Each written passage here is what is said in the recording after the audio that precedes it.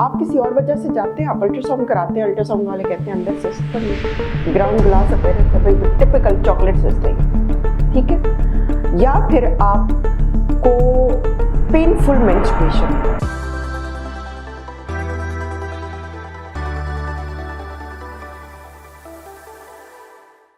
अस्सलाम वालेकुम, मेरा नाम डॉक्टर तंजीला रहमान है और मैं कंसल्टेंट ऑब्स्टेट्रिशियन एंड गायनेकोलॉजिस्ट हूँ। आज हम बात करेंगे चॉकलेट सिस्ट के बारे में। बच्चियाँ हमारे पास आती हैं और उनको पेनफुल पीरियड्स होते हैं या फिर बच्चा होने में प्रॉब्लम हो रहा होता है, इनफर्टिलिटी के साथ आती हैं या फिर लोअर एब्डोमिनल पेन की कंप्लेंट के साथ आते हैं पेशेंट्स कि उनको शदीद नीचे वाली बैली में, लोअर बैली में पेन रहती है। जब अल्ट्रासाउंड कैरी आउट किया जाता है या फिजिकल एग्जामिनेशन किया जाता है तो पता चलता है कि एक सिस्ट है जिसके अंदर चॉकलेटी मटेरियल है। हम इसे चॉकलेट सिस्ट कहते हैं या फिर हम इसे एंडोमेट्रियोमा बोलते हैं। चॉकलेट सिस्ट इसको इसलिए कहा जाता है कि जब हम इसकी सर्जरी करते हैं तो इसमें से जो मटेरियल निकलता है वो बेसिकली ओल्ड ब्लड होता है और वो टारी ब्लैक कलर का और चॉकलेटी मेल्टेड चॉकलेट की तरह का निकलता है और इसलिए इसको चॉकलेट सिस्ट का नाम दिया जाता है। ये जो सिस्ट है ये पार्ट ऑफ एंडोमेट्रियोसिस डिजीज है। वो बीमारी जिसका नाम एंडोमेट्रियोसिस है ये उसका पार्ट है। ये क्या बीमारी है?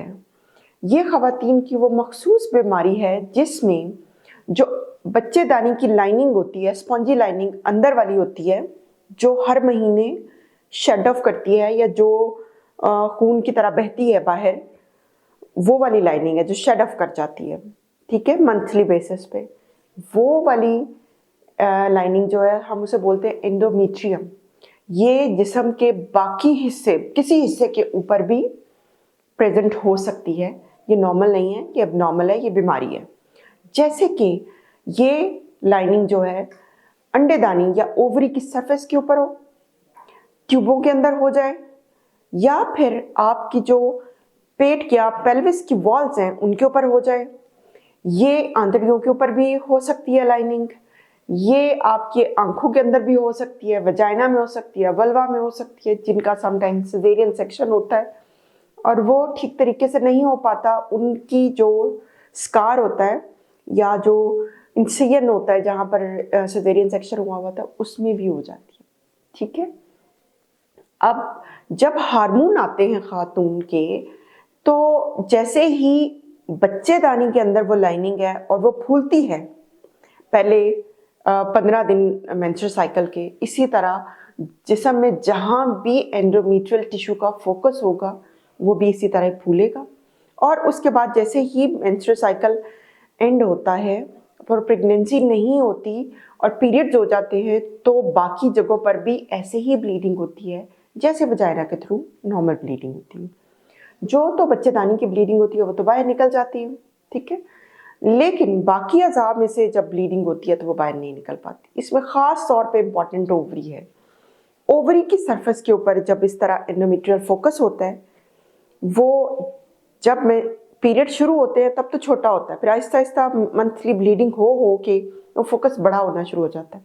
वैसे ओवरी के अंदर दबता चला जाता है, ओवरी उसको ऊपर से कवर कर लेती, तो ये सिस्ट बन जाती है। बेसिकली ये ब्लड की कलेक्शन है, पुराना ब्लड जो सीप करता रहता है उसकी कलेक्शन है, ठीक है। अब ये क्यों हो जाती है बीमारी? इसका कोई क्लियर कट जो है पैथोलॉजी क्लियर नहीं है कि ये क्यों हो जाती है। कुछ लोगों में जेनेटिक प्रीडिस्पोजिशन होती है जो कि फैमिली में रन करती है, फैमिली हिस्ट्री जिनकी पॉजिटिव होती है उनको ये एंडोमेट्रियोसिस हो जाता है, ठीक है। जो स्कार में होता है वो एक्वायर्ड होता है। अब ये डायग्नोज कैसे हो सकती है या इसके अलामात क्या हैं कि आपको इसका अंदाज़ा हो जाए या फिर ये खातून को किस तरह अफेक्ट करता है। ये बहुत सारे केसेस में, अबाउट 50% केसेस में बिल्कुल एसिम्प्टोमेटिक पड़ी होती, कोई अलामत नहीं होती। आप किसी और वजह से जाते हैं, आप अल्ट्रासाउंड कराते हैं, अल्ट्रासाउंड वाले कहते हैं अंदर सिस्ट पड़ी है, ग्राउंड ग्लास अपेरेंस है, भाई टिपिकल चॉकलेट सिस्ट है ये, ठीक है। या फिर आपको पेनफुल मेंस्ट्रुएशन है, आपको इस शिद्दत का दर्द है पीरियड्स में कि आप गोलियां खानी पड़ती हैं पेन किलर वाली, इंजेक्शन लगवाने पड़ते हैं, साथ में उल्टियाँ आती हैं, इंटरैक्टेबल पेनफुल जो है ना वो आपकी मेंस्ट्रुएशन है, या फिर इज़दवाजी ताल्लुक़ कायम करते हुए बहुत दर्द है, उस सिलसिले में हो सकता है। या फिर आपको जब इनफर्टिलिटी का या बांझपन का वर्कआउट होता है तो पता चलता है कि चॉकलेट सिस्ट है। अब ये आ तो गई हैं चॉकलेट सिस्ट, अब इसका इलाज कैसे होगा? इसका इलाज बहुत सारी चीज़ों के ऊपर डिपेंड कर रहा होता है कि किस तरह हो। जैसे जो खातून है उनकी एज कितनी है, उनके आया ये पहली दफ़ा सिस्ट हुई है या दोबारा बन गई है, पहले भी थी, इलाज कराया उन्होंने, सर्जरी या मेडिसिन जो भी किया, उनके यहाँ आया क्या बच्चे नहीं हो रहे, या फिर उनके पास बच्चे हैं, फैमिली कंप्लीट है, या फिर उनको पेन इतनी शिद्दत की है, अलामत इतनी शिद्दत की है कि उनका इलाज किस तरीके से हो, या फिर पेशेंट की डिपेंड करता है कि सिस्ट का साइज़ कितना है। तो हम बारी बारी इसको डिस्कस करते हैं।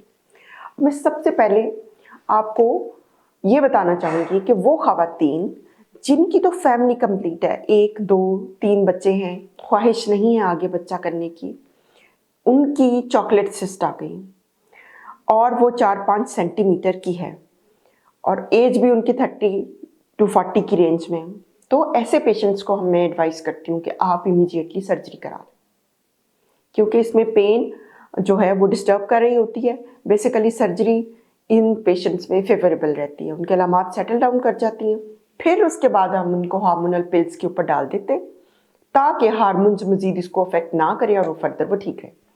फिर आती हैं वो ख़वातीन जो कि अभी अनमैरिड हैं, वो 20s में हैं, एज भी उनकी है, बच्चा पैदा करने की अभी कोई ख्वाहिश नहीं और बच्चा अभी शादी भी नहीं हुई है, तो ऐसे पेशेंट्स के ऊपर यूजुअली अगर 4-5 सेंटीमीटर की सिस्ट है, हम लोग सर्जरी एडवाइस नहीं करते हैं। हम पहले मेडिकेशन के थ्रू सिस्ट को दबा देते हैं और टाइम स्पेंड कराते हैं अनटिल के वो मैरिड हों और उनकी फर्टिलिटी डिज़ायर्स आएँ, और फिर उसके बाद अगर ज़रूरत पड़े तो सर्जरी करके फ़ौरन माँ बनने के लिए ट्रीटमेंट दिया जाता है। ठीक है, उसके बाद वो ख़वातीन आती हैं जो कि 4 से 5 साल हो गए शादी को और उनके यहाँ बच्चा नहीं हो रहा और उनकी चॉकलेट सिस्ट डायग्नोज हो गई है। चॉकलेट सिस्ट ऐसे पेशेंट्स के अंदर ट्रीटमेंट से पहले मैं यूजुअली ऐसे पेशेंट्स का AMH और FSH का लेवल कराती हूँ। जो AMH का लेवल है वो हमें बताता है कि किसी भी खातून के अंदर अंडों की मिकदार कितनी है, क्वालिटी कितनी है और ओवेरियन टिश्यू कितना है। अगर तो AMH अच्छा हो और जो एंडोमेट्रियोमा या फिर चॉकलेट सिस्ट है वो 5 सेंटीमीटर तक की है, तो फिर उसकी सर्जरी करके तो फर्दर पेशेंट को ट्रीटमेंट देके औलाद के लिए ट्रीटमेंट दिया जाता है।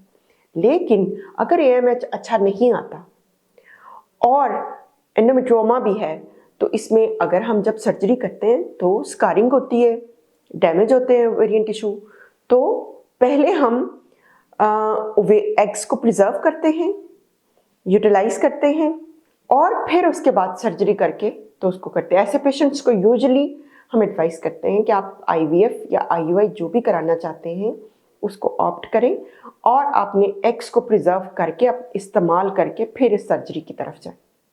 ठीक है, फिर आ जाता है चौथा केस कि सिस्ट का साइज या तो 7, 8, 9, 10 सेंटीमीटर है, सिस्ट दोनों तरफ है, पेन बहुत है। ठीक है, या यानी साइज बहुत बड़ा है या अलामात बहुत बड़ी हैं। ऐसे केसेस में फिर कुछ नहीं देखा जाता, पेशेंट्स की सेफ्टी को देखा जाता है और सर्जरी ऑप्ट की जाती है। चाहे उनकी उम्र जितनी हो, बच्चे हों ना हों, उनका सर्जिकल ट्रीटमेंट ही होता है और उसके बाद वो मेडिकल ट्रीटमेंट के ऊपर जाते हैं। अब ट्रीटमेंट क्या इसका होता है?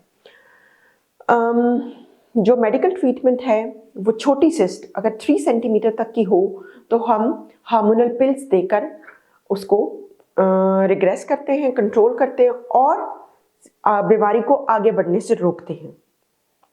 ठीक है, अगर किसी को पेन है तो पेन किलर्स देके तो उसको भी कंट्रोल किया जाता है। लेकिन अगर साइज 5 सेंटीमीटर तक का हो और या उससे बड़ा हो तो भी सर्जिकल ट्रीटमेंट होता है। इन केसेस में यूजुअली हम लेप्रोस्कोपिक सर्जरी करते हैं।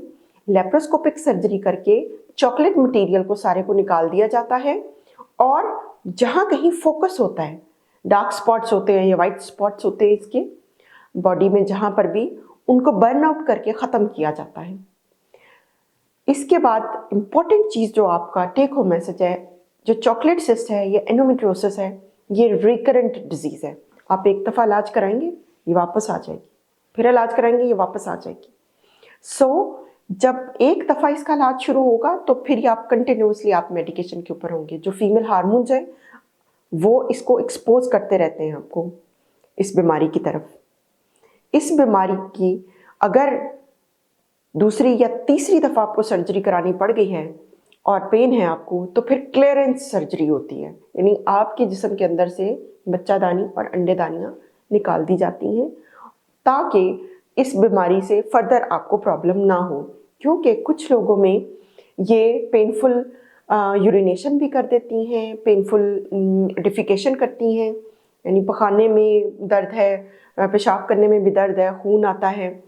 और क्योंकि जिस्म इसमें साथ जुड़ता जाता है, मसाना अंडेदानी के साथ जुड़ गया, बच्चेदानी के साथ जुड़ गया, रेक्टम या पखाने वाला जगह जो है वो भी जुड़ जाती है, तो मसाइल बढ़ते चले जाते हैं। तो ऐसे पेशेंट्स में हम क्लियरेंस सर्जरी एडवाइस करते हैं। होपफुली इस सेशन के बाद जो चॉकलेट सिस्ट के बारे में आपके क्वेश्चंस हैं या क्वेरीज है माइंड में, वो क्लियर हुए होंगे। प्लीज़ मेरी वीडियो को लाइक करें, शेयर करें और चैनल को सब्सक्राइब ज़रूर करें। अगर कोई आपका क्वेश्चन है आप कमेंट बॉक्स में लिखिए, I will answer that. Thank you.